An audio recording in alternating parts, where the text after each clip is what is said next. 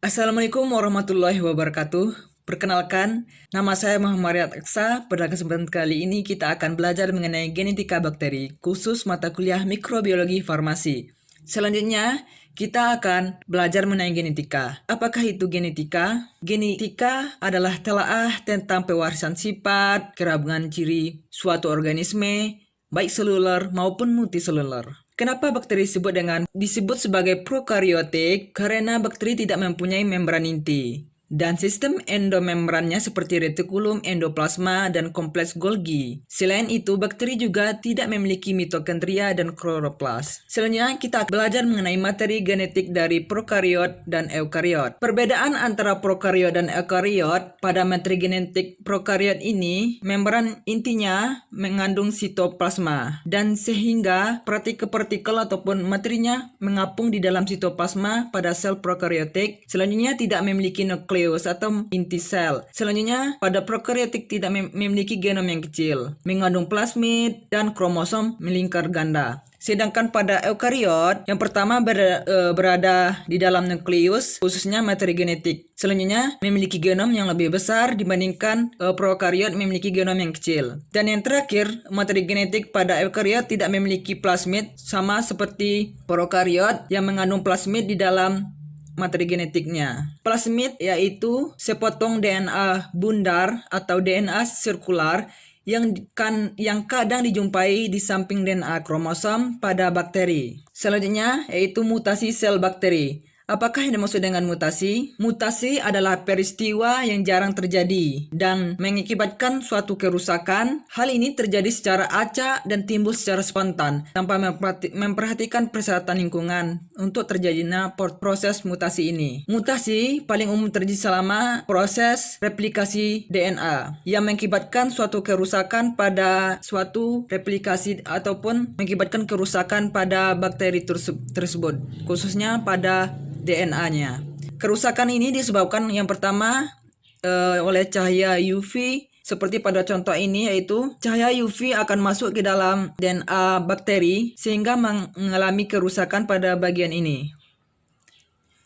Selain cahaya UV yang dapat merusakkan DNA ini juga dapat disebabkan oleh sinar X dan zat kimia. Mutasi pada bakteri dapat menguntungkan dan juga dapat merugikan, khususnya pada sel bakteri. Hal yang dapat menguntungkan sel bakteri yang pertama, menghasilkan varietas unggul akibat variasi genetik. Yang kedua, berguna untuk evolusi genetik. Selanjutnya, mutasi sel bakteri juga mengakibatkan kerugian ataupun minusnya, yaitu yang pertama menyebabkan kelainan, yang kedua kerusakan pada informasi genetik, yang ketiga kerusakan dapat menurun pada generasi seterusnya. Proses sintesis protein pada sel bakteri dapat terjadi dengan dua proses ataupun dua tahap. Yang pertama itu transkripsi. Transkripsi adalah proses penyalinan kode-kode genetik yang terjadi pada urutan DNA menjadi RNA yang berlangsung di dalam nukleus. Yang terjadi pada DNA selanjutnya menjadi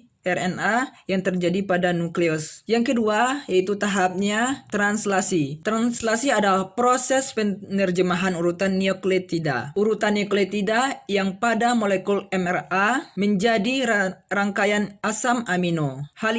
Proses ini terjadi di dalam ribosom sel bakteri. Selanjutnya kita akan membahas mengenai apakah itu sistem operon laktosa. Sistem operon laktosa adalah sistem pengendalian ekspresi gen. Sistem laktosa operon adalah sistem pengendalian ekspresi gen yang bertanggung jawab di dalam metabolisme laktosa. Laktosa adalah gabungan antara glukosa dan galaktosa sehingga menghasilkan laktosa. Proses elektron ini menghasilkan ataupun berfungsi untuk mengendalikan ekspresi gen yang terjadi di dalam proses metabolisme laktosa. Laktosa ini sendiri dapat dibedakan menjadi 3 macam. Yang pertama, laktosa A, laktosa Y, laktosa Z. Fungsi dari setiap laktosa ini berbeda-beda. Mulai dari laktosa A, yaitu untuk mengkodekan protein galaktosidase asetiltranspomerase. Sedangkan laktosa Y, yaitu mengkodekan protein laktosa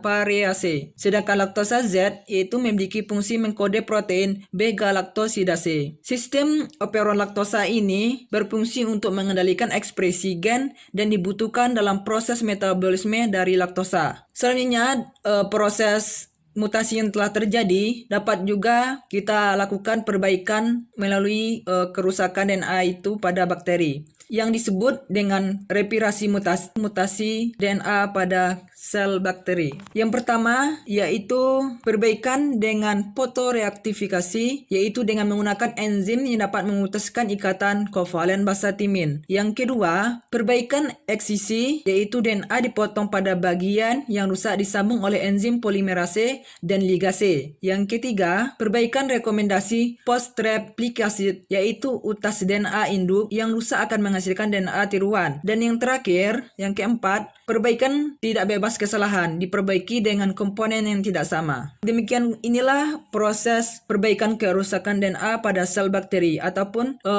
replikasi mutasi pada DNA sel bakteri. Mungkin cukup sekian materi tentang genetika bakteri. Mungkin terdapat kesalahan, saya mohon maaf. Saya akhiri dengan Assalamualaikum warahmatullahi wabarakatuh.